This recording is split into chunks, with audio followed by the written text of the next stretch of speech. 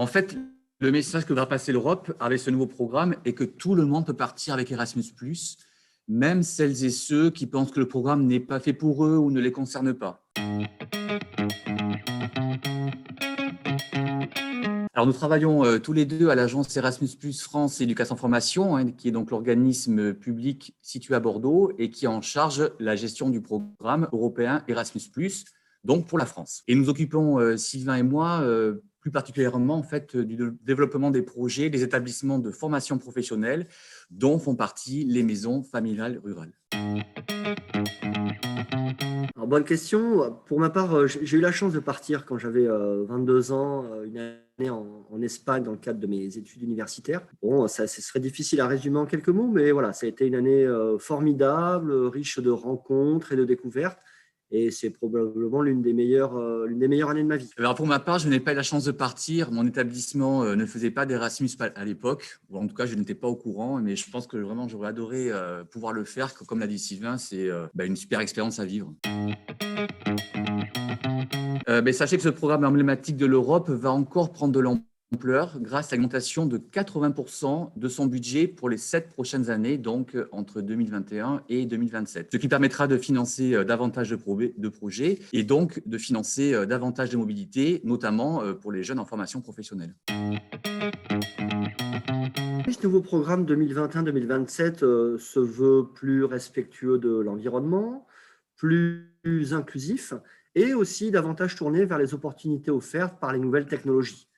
Pour les jeunes en formation professionnelle, dont ceux qui sont en MFR, ils pourront partir se former en Europe et également dans d'autres pays du monde. Voilà, l'ouverture à l'international, ça c'est une grande nouveauté pour la formation professionnelle dans le cadre de ce nouveau programme. En fait, le message que va passer l'Europe avec ce nouveau programme est que tout le monde peut partir avec Erasmus+, même celles et ceux qui pensent que le programme n'est pas fait pour eux ou ne les concerne pas. Vraiment, on insiste là-dessus, ce programme est ouvert à tous les publics, les collégiens, les lycéens, qui soient en voie générale ou voie professionnelle, les apprentis, les demandeurs d'emploi, les étudiants, évidemment, les personnels des établissements scolaires et aussi donc, des organisations professionnelles. Si vous souhaitez partir à l'étranger et que vous ne savez pas comment vous y prendre, sachez que vous serez accompagné par votre établissement. Vous pourrez aussi être accompagné sur place par un enseignant durant votre séjour à l'étranger. Effectivement, quand on parle de mobilité, forcément, ça génère une empreinte carbone importante, en particulier évidemment quand on prend l'avion pour se rendre dans le pays d'accueil. Et comme on l'a dit tout à l'heure, qui dit plus de mobilité dans ce nouveau programme dit plus d'impact sur l'environnement. C'est la raison pour laquelle les participants dans ce nouveau programme seront encouragés à utiliser des transports à plus faible émission de carbone.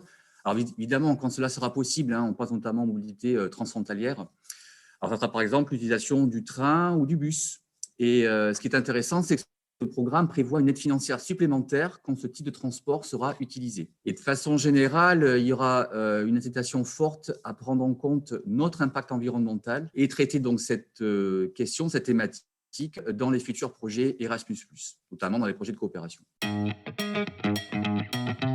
Oui, alors l'agence a assez tôt pris la mesure des conséquences de cette crise sanitaire sur les mobilités Erasmus+, en adaptant les règles du programme pour faire face au retour anticipé, au départ annulé ou encore au suivi des cours à distance. Nous avons ainsi incité les porteurs de projets Erasmus+, à développer les activités à distance pour permettre au personnel et aux élèves de poursuivre les échanges au niveau européen. C'est aussi une des priorités phares de ce nouveau programme Erasmus+ 2021-2027 qui met en avant la notion de mobilité dite hybride, c'est-à-dire qui combine des activités pédagogiques à distance avant, pendant et ou après les périodes de mobilité à l'étranger. Tout à fait. En fait, cela était déjà possible pour les étudiants d'enseignement supérieur. Ils pouvaient donc effectuer des mobilités hors Europe. Et donc ça, c'est la grande nouveauté, c'est une bonne nouvelle. Ça sera désormais possible également pour les jeunes en formation professionnelle, ainsi d'ailleurs que pour leurs enseignants. Alors, en revanche, à ce jour, on ne connaît pas encore le détail des pays où les jeunes pourront partir, donc au-delà des pays européens qui participent au programme Erasmus+. Mais en tout cas, ça sera possible dès 2021. Alors oui, c'est vrai, effectivement, les jeunes pourront toujours effectuer un stage de courte ou de longue durée dans une entreprise ou un organisme de formation en Europe et donc hors Europe, comme on l'a dit. Ils pourront aussi, et c'est nouveau, partir en Europe et à l'international pour participer à des compétitions de métiers pour une durée de 1 à 10 jours.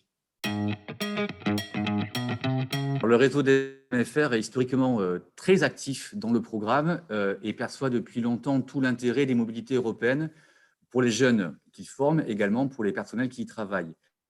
Donc, il y a une vraie dynamique d'ouverture des formations internationales dans les MFR, et ça donc depuis de nombreuses années.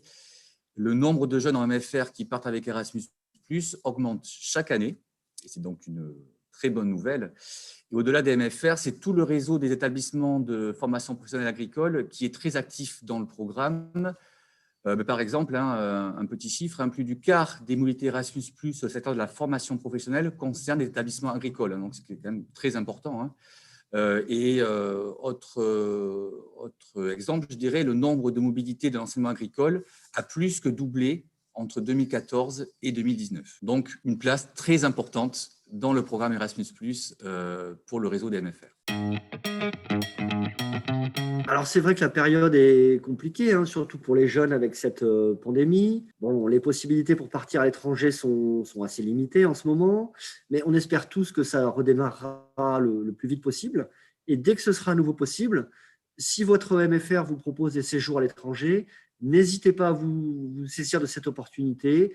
Allez-y, foncez. Voilà, vous ne le regretterez pas. C'est toujours une super expérience de partir à l'étranger, se former, découvrir de nouvelles cultures. On apprend sur les autres, on apprend sur soi. Donc, c'est vraiment riche à tous les points de vue. Tu es d'accord avec ça aussi, tout à Gabriel? fait, ouais. Tout à fait. En tout cas, c'est toujours les retours qu'on a des participants qui reviennent de mobilité Erasmus+. Tout à fait.